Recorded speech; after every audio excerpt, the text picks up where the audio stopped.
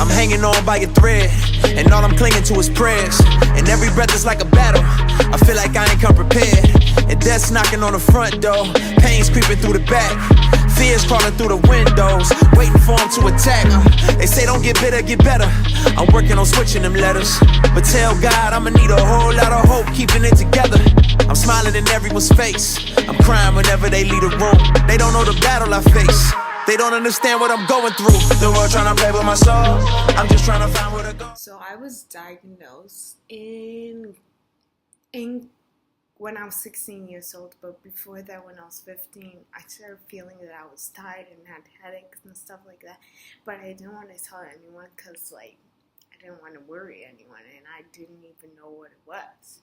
And then all of a sudden, I wasn't able to walk and stuff like that. I had hard headaches, and like, so let's say this is a wall, right? And I'm like trying to walk in a straight line. All of a sudden, I'm like moving towards the wall. Like, I couldn't write straight. I would just like be like slipping over and stuff like that. And then I started slowing my speed, and all of a sudden I couldn't feel my arms and my legs and stuff like that. There was a lot of symptoms and stuff. So after I turned 16, I got diagnosed with disease because I could not walk. I had to go to the sick kids hospital. They didn't diagnose me with MS and stuff. It was hard because it was in May, the first week of May, and right when first week of May, I came out in like the ending, and I don't know why, but like we were listening to the radio, and all of a sudden it said everything about multiple sclerosis, MS. I was like, are you kidding me? Like, why am I hearing all this stuff right now? So like I started getting paranoid and anxious and scared. I'm like thinking I was getting haunted and stuff like that. It was that serious because I just came out of the hospital and I was hearing it everywhere and seeing it everywhere. But later on, years later, I found out that it was actually MS Awareness Week. That's why.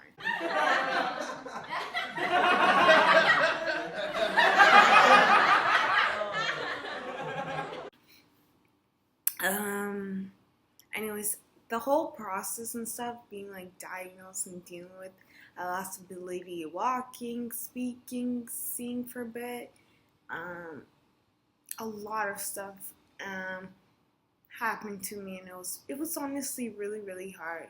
I kind of told people and I kind of didn't.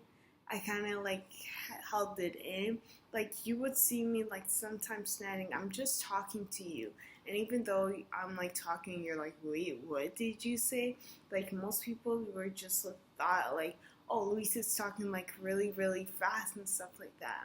No, it was like a symptom of MS, like you struggle to talk, you start slurring your speech. So everyone would be like, what are you saying? Talk English, you make no sense. And I didn't want to be the girl that was like, oh, it's because of MS. I didn't want to keep on blaming MS for things like that, and I didn't really want to tell people. So I'll laugh it all off and try to be funny. So like, I wouldn't have to say, oh, it's because of the MS.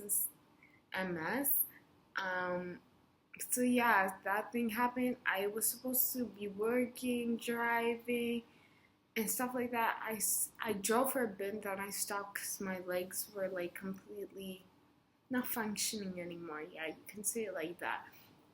So like, yeah, so I stopped driving. Some people ask me, yo, you're like 18, 19 or something like that every year, and you don't have your G2. I couldn't tell people, oh, because the MS, my legs don't work properly and I can't get my driver's license. I didn't want to tell people that.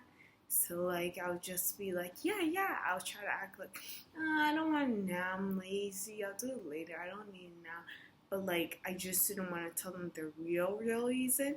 And like, you get to 18, you still have no jobs, you never had your first. Actually, I had my first job at 16 at a carnival. Even though people don't believe me, I did get paid, so whatever. So yeah, but I never really had a real job. I'm 21 years old right now. never had my real job. And like some people will be like, "Yo, this girl doesn't have a job. Her parents buy her everything." Yeah, I don't have my job because once again, my legs and stuff, I can't stand like a person who's not been diagnosed with MS for more than 20 minutes. Like, I can't stand. And like, there will be like sometimes I would like push myself and I was harder on myself because I wanted to be like everyone else and I wanted my name out of people's mouth for, oh, she didn't work, oh, she doesn't drive, oh, she doesn't do this. Like, I remember like my final year of grade 12, I worked my butt off, even though teachers and guidance counselors and stuff like that were like, you should go down lower because of this multiple sclerosis will be hard for you.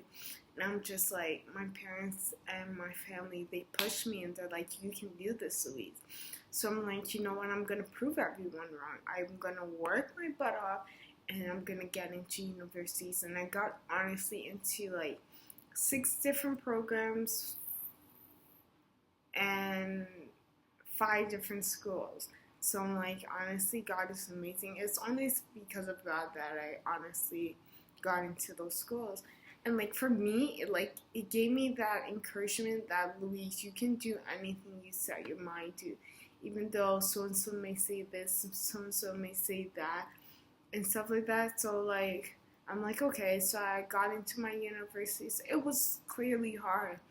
You know, you don't memorize and you don't have concentration like every other student.